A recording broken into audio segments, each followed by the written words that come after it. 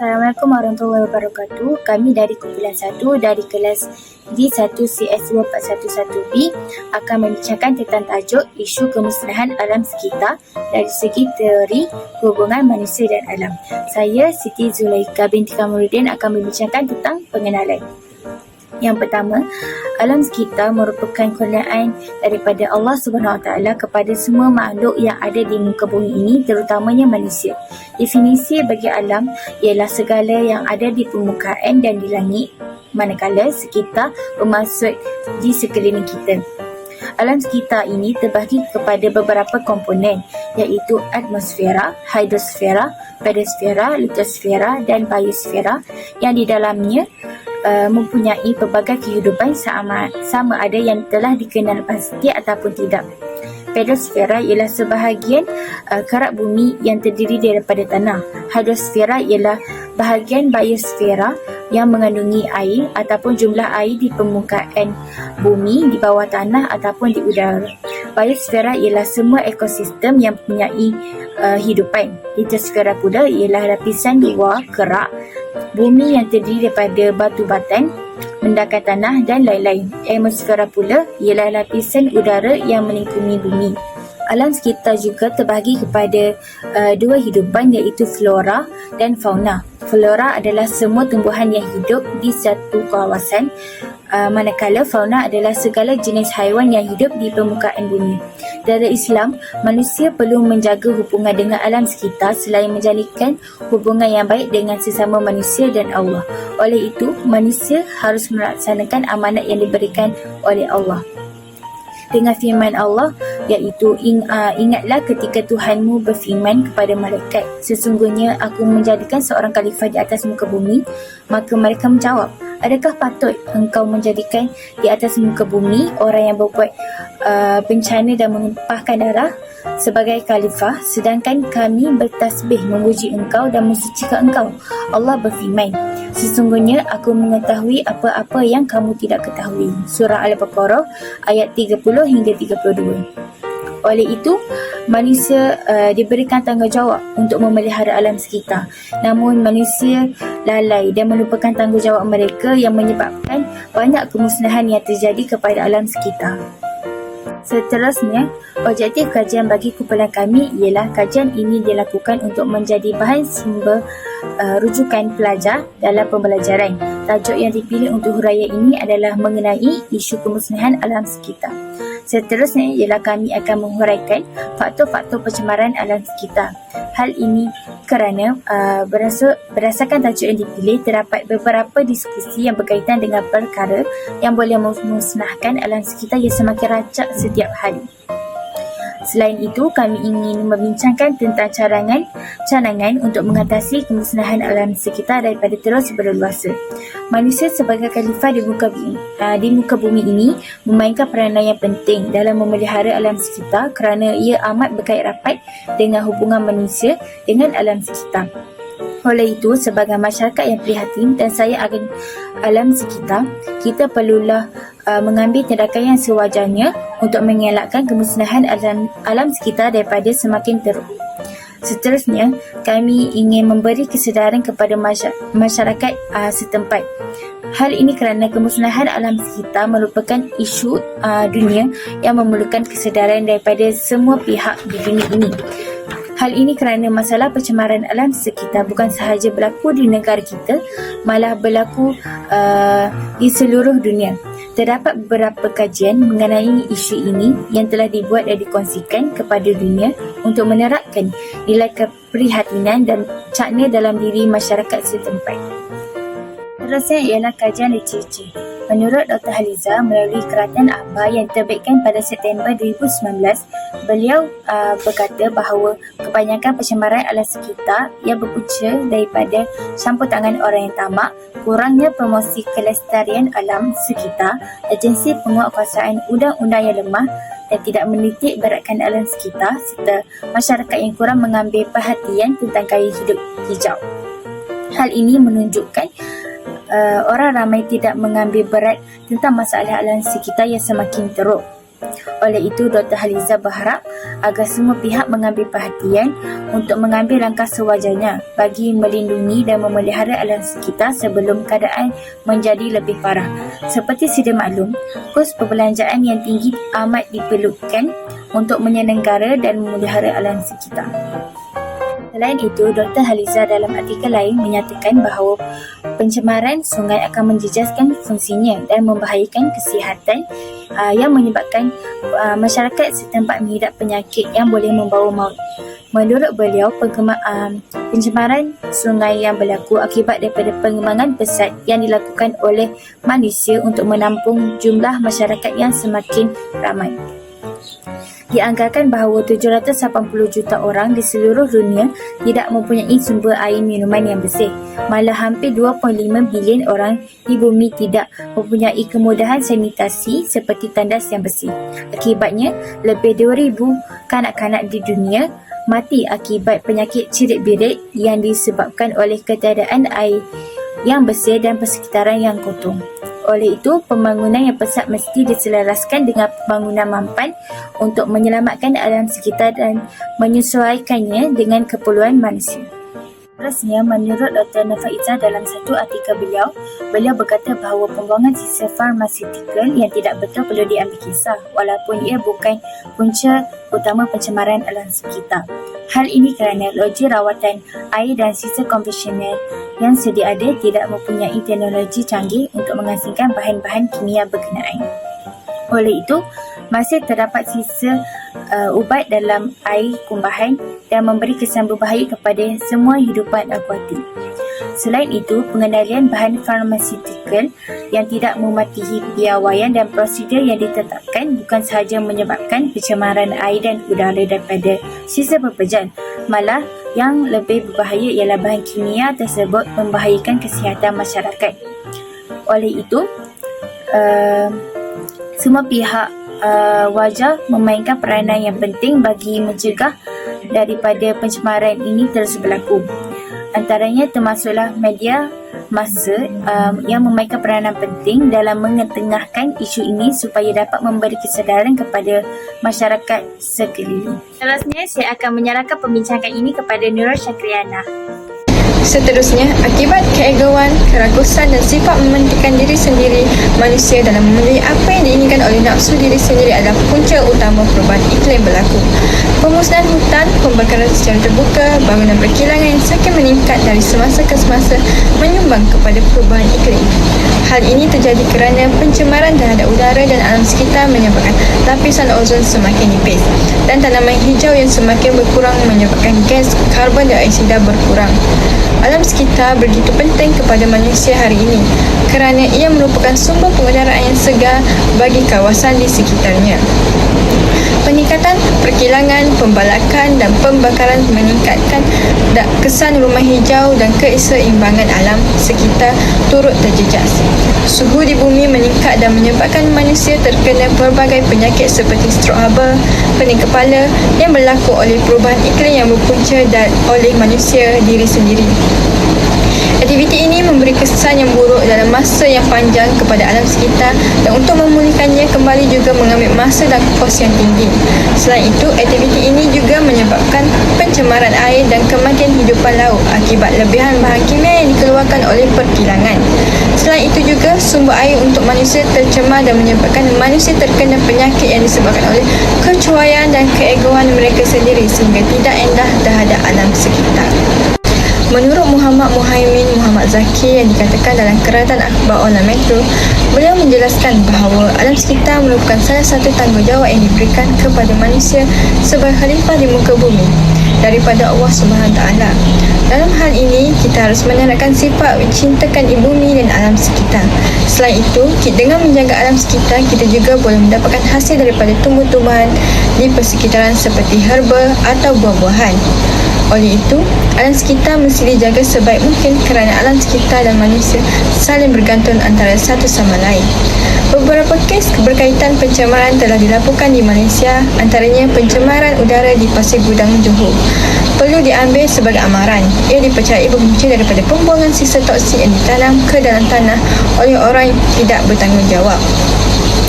Menurut Prof. Datuk Ir Dr. Wan Ramli Wan Daud, iaitu Profesor Kejuruteraan Kimia Institusi Kejuruteraan Kimia Universiti Kebangsaan Malaysia, menanam sisa toksik di dalam tanah boleh mengakibatkan pencemaran tanah dan makhluk yang hidup di bawah tanah dan juga menyebabkan pencemaran udara. Selain itu, saliran air bawah tanah di kawasan tersebut berkemungkinan tepung dengan kepekatan sisa toksik yang agak tinggi dan tidak menentu sebelum meresap melalui tanah ke permukaan dan membentuk gas toksik. Seperti yang kita dapat lihat, kesan pencemaran yang berkaitan mempunyai pelbagai kesan negatif ke atas masyarakat dalam pelbagai aspek seperti menjejaskan kesihatan penduduk, terutamanya kanak-kanak. Selain itu, proses pembelajaran juga terganggu akibat penutupan sekolah dan sosioekonomi masyarakat setempat akan terjejas. Sesungguhnya hubungan antara manusia dan alam sekitar adalah sangat rapat kerana kita tahu alam sekitar juga adalah makhluk hidup yang mesti kita jaga. Manusia dan alam sekitar merupakan makhluk ciptaan Allah SWT yang saling melengkapi. Jika salah satu dimusnahkan, masalah yang akan timbul memberi kesan kepada pihak yang lain. Maka tidak hairan Islam begitu menekankan tanggungjawab manusia untuk menjaga keharmonian dunia dan menjaga segala aspek alam, iaitu anugerah yang dikurniakan oleh Allah SWT pada kita.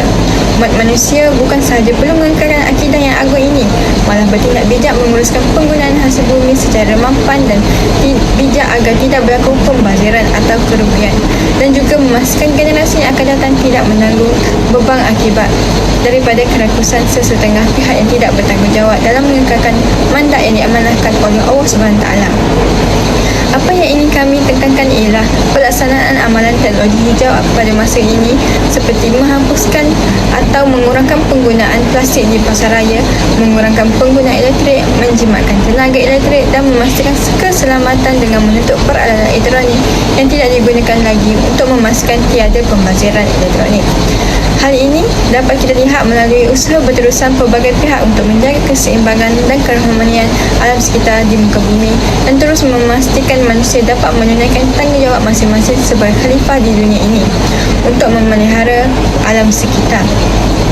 Umat Islam hendaklah sentiasa berusaha meningkatkan usaha dalam menjaga dan memelihara alam sekitar serta menjaga hubungan dengan alam, sekaligus menyumbang kepada kesejahteraan bumi ini yang akan diwarisi oleh generasi kini dan generasi muda yang akan datang, juga kesejahteraan sejagat.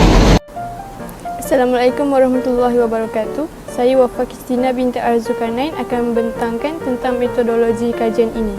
Menurut Ahmad Mazhab Ayub, kaedah kajian adalah cara-cara untuk mencapai sesuatu objektif atau sesuatu penyelidikan yang sedang dikaji.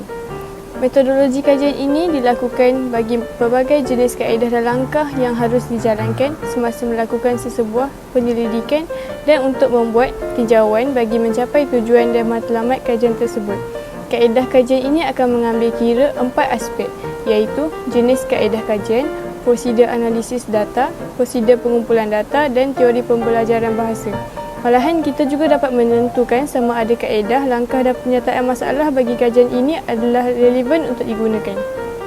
Kajian yang kami lakukan ini telah pun kami masukkan sebagai contoh, iaitu teknologi data yang akan saya terangkan sebentar lagi. Umum mengetahui bahawa talian internet telah dicipta pada 1 Januari 1983. Selaras dengan wawasan 2020, penggunaan teknologi semakin berleluasa dalam kalangan manusia demi memajukan negara. Kaedah ini telah digunakan dan masih lagi digunakan sehingga kini oleh seluruh manusia di muka bumi, dan kaedah ini telah memudahkan banyak kerja manusia dalam pelbagai aspek. Lebih penting lagi, kaedah teknologi ini dapat menjamin keselamatan mereka yang diancam virus di dunia ini, iaitu virus COVID-19 yang telah melanda negara kita sejak beberapa tahun yang lalu. Teknologi data termasuklah e-digital akhbar, artikel dalam talian dan juga sumber yang semestinya sahih dan lengkap diberikan dengan pengiktirafan dari yang berkaitan. Maklumat-maklumat yang dikumpulkan juga lebih wajar untuk dibandingkan supaya maklumat-maklumat salah atau tidak tepat dapat ditapis dan dibuang demi pengambilan maklumat yang tepat dapat dibuat oleh kajian lain. Oleh itu, dapatlah kita simpulkan bahawa bahan-bahan tersebut dapat dijadikan sumber dan rujukan bacaan yang tepat bagi membantu pengkaji-pengkaji ini dan juga pengkaji dari masa depan untuk menghasilkan penulisan ilmiah yang lebih kemas. Seterusnya, kesusteraan. Menurut Hashim Awang, beliau mengatakan kesusteraan itu adalah ciptaan seni yang disampaikan melalui bahasa. Ia mungkin dituturkan iaitu disebut sastera lisan, manakala yang ditulis disebut sastera tulisan. Di samping itu, sastera pula memiliki keindahan dalam aspek-aspek isi atau daya pengucapnya. Umum mengetahui bahawa bahan-bahan ilmiah yang dikaryakan oleh penulis-penulis terdahulu terdapat amat banyak manfaatnya. Saat berlakunya wabak COVID-19, amat susah bagi pengkaji untuk membuat pergerakan ke tempat-tempat seperti perpustakaan demi menelaah ilmu pengetahuan yang diberikan. Namun, ianya bukan lagi satu masalah apabila bahan-bahan seperti buku, jurnal dan artikel tersebut boleh didapatkan secara dalam talian. Oleh itu, kajian ini telah menggunakan laman seperti laman web dan laman sesawang untuk mencari dan mengumpul artikel-artikel dan diambil kira kajian-kajian yang dilakukan pada waktu lepas untuk menyokong tajuk kajian yang sedang dilakukan. Sumber rujukan yang kami gunakan ini akan memberikan pengiktirafan dan penghargaan buat penulis-penulis yang telah bersusah payah melahirkan bahan-bahan ilmiah tersebut. Oleh sebab itu, kesusteraan merupakan kaedah yang sempurna dalam perjalanan kajian kami. Dapatan fakta yang dapat saya simpulkan daripada kajian ini adalah sebagai seorang khalifah di muka bumi ini, manusia tidak seharusnya lalai untuk memakmurkan alam sekitar dan kita juga perlulah berusaha memelihara alam sekitar untuk mengelakkan pembalasan gelap. Selain itu, Allah Subhanahu Wa Taala telah menciptakan hidupan lain yang mengikut fungsi tersendiri di muka bumi ini dan mereka diperlukan untuk memastikan alam sekitar terus kekal harmoni. Kita mestilah bersikap taat kepada perintah-perintah Allah Subhanahu Wa Taala dan juga menjalankan tugasan dengan adil dan saksama. Langkah-langkah bagi memakmurkan dan memelihara alam sekitar tidak hanya digarap sebagai satu generasi sahaja. Kita perlulah berusaha dan bekerjasama dan tidak mengira kulit bangsa dalam kalangan masyarakat kita untuk membina masa hadapan yang cerah yang akan memberi kesan terhadap alam sekitar. Sebarang percabulan hak ke atas makhluk-makhluk lain yang turut sama mendiami alam ini akan menyebabkan ketidakseimbangan alam dan memberi kesan terhadap kehidupan manusia. Oleh itu, kita perlulah menghormati hak-hak alam sekitar. Islam amat menegaskan kepentingan memelihara dan memelihara alam ini ke atas setiap manusia demi memastikan kelestarian hidup di alam ini. Selain itu, kita haruslah memandang berat keseimbangan sunnah Allah dalam penciptaan alam semesta. Hal ini kerana segala kejadian yang dijadikan dan diciptakan oleh Allah Subhanahu Wa Taala mempunyai hikmah di sebaliknya dan dijadikan dengan teliti memenuhi kehendak manusia dan bumi. Oleh itu, dilarang bagi kita untuk melawan dan tidak mematuhi undang-undang yang telah ditetapkan oleh Allah. Kita perlu sedar dan muhasabah diri bahawa setiap perbuatan kita yang bercanggah dengan perintah Allah akan membawa padah dan musibah. Sebagai contoh yang dapat kita gunakan dengan umum, Allah melarang kita daripada memakan daging khinzir kerana binatang tersebut akan membawa penyakit terhadap badan manusia. Hal ini terbukti apabila saintis menemukan kajian bahawa terjumpunya kuman dan bakteria pada kulit badan khinzir yang akan menyebabkan antibodi manusia menjadi lemah dan sekaligus akan mengurangkan daya pertahanan badan manusia untuk melawan segala jenis penyakit. Sudah diterangkan maksud sunnah Allah itu oleh Imam Al-Gharib Al-Ashfahani bahawa ianya sebagai jalan yang ditetapkan dengan kebijaksanaan Allah dan jalan terbaik bagi manusia yang mentaatinya. Justru manusia perlulah mentaati segala perintah Allah dan menjaga sistem tersebut. Akhir sekali, kita mestilah bersama-sama berganding bahu bagi menjaga alam sekitar agar ianya tidak pupus di telan zaman. Hal ini kerana tanpa mengira usia, bangsa dan pangkat, amalan ini haruslah diamalkan dan diusahakan oleh semua pihak supaya alam sekitar dapat dijaga dengan baik setiap masa.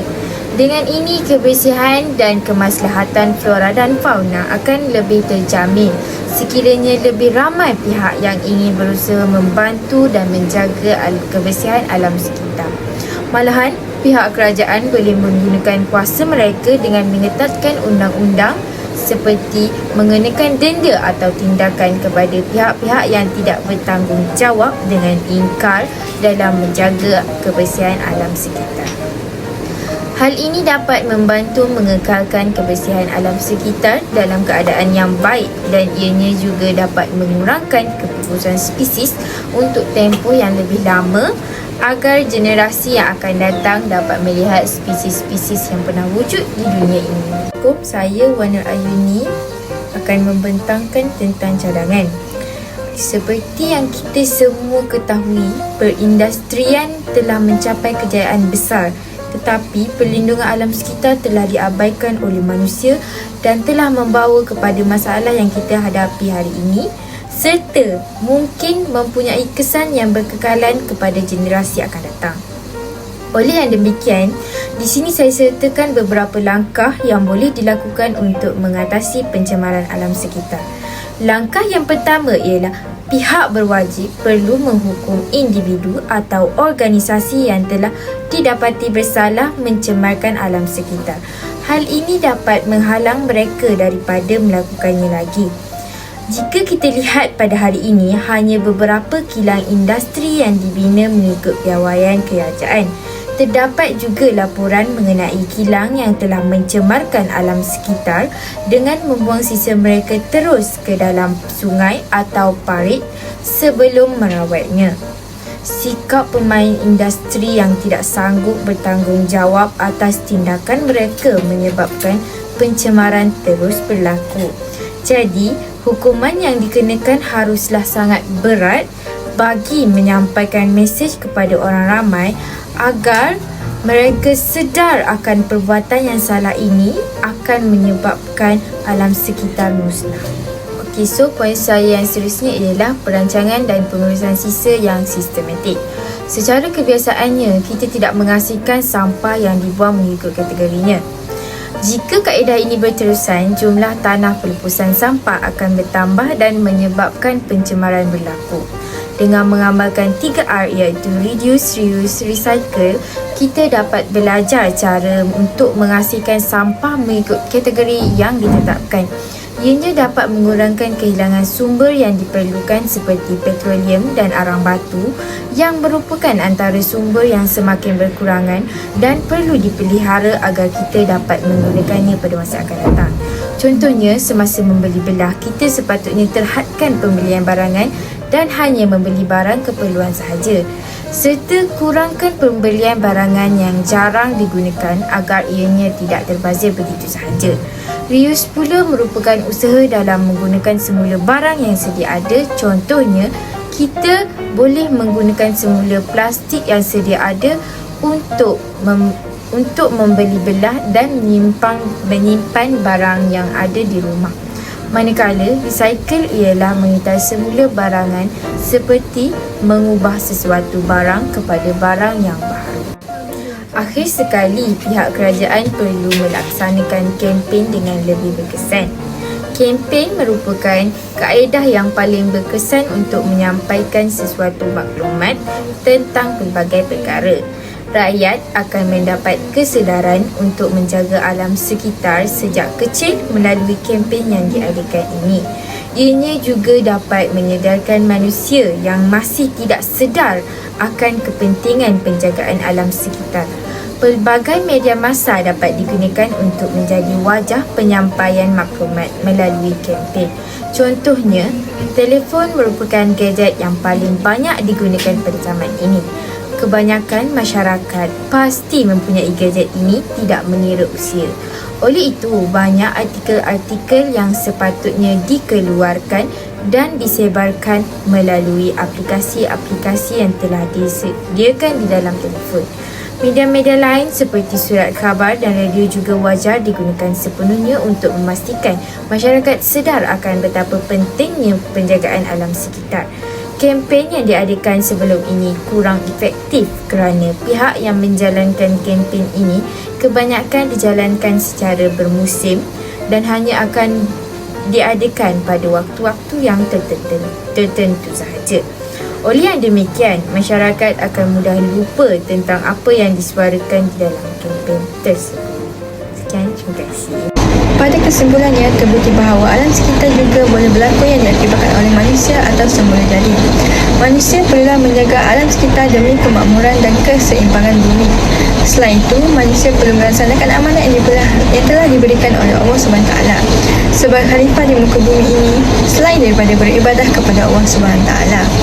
Dalam menjaga hubungan antara manusia dengan penciptanya Allah, iaitu Allah SWT, manusia juga perlu menjaga hubungan dengan alam sekitar, kerana alam sekitar dan manusia merupakan sesama makhluk ciptaan Allah SWT. Rasulullah SAW telah menunjukkan bahawa kita perlu berbuat baik dan menyayangi satu sama lain sesama makhluk, kerana Allah mencintai hamba-Nya yang menyayangi sesama makhluk dan sesama insan. Jika manusia tidak menghargai alam sekitar, ia akan menyebabkan terjadi bencana alam seperti tsunami atau kenaikan aras laut, kerana manusia kurang kesedaran terhadap alam sekitar. Hal ini juga menunjukkan peringatan oleh Allah SWT untuk sentiasa melakukan kebaikan. Padahal Allah SWT telah menegaskan bahawa setiap kebaikan akan menerima balasannya atau ganjarannya. Oleh itu, manusia perlulah bekerjasama dan rasa bertanggungjawab terhadap alam sekitar. Pelbagai inisiatif yang dapat manusia wujudkan kerana adanya teknologi yang kian maju kini untuk menangani masalah alam sekitar seperti pencemaran sungai yang juga merupakan salah satu puncanya daripada manusia. Tetapi manusia perlu bekerjasama menangani masalah ini bersama demi membersihkan kembali sungai tersebut daripada memberi kesan yang lebih buruk dan sangat serius terhadap semua kehidupan bumi. Sebagai contoh, dengan memastikan sistem peperitan dan pengaliran air berfungsi dengan baik dan lancar. Manusia juga perlu menjaga sikap daripada membuang sampah ke dalam sungai yang mengakibatkan kematian hidupan laut dan pencemaran air sungai dan menyebabkan peperitan tersumbat yang menjurus kepada kenaikan paras air dan banjir di kawasan sekitarnya.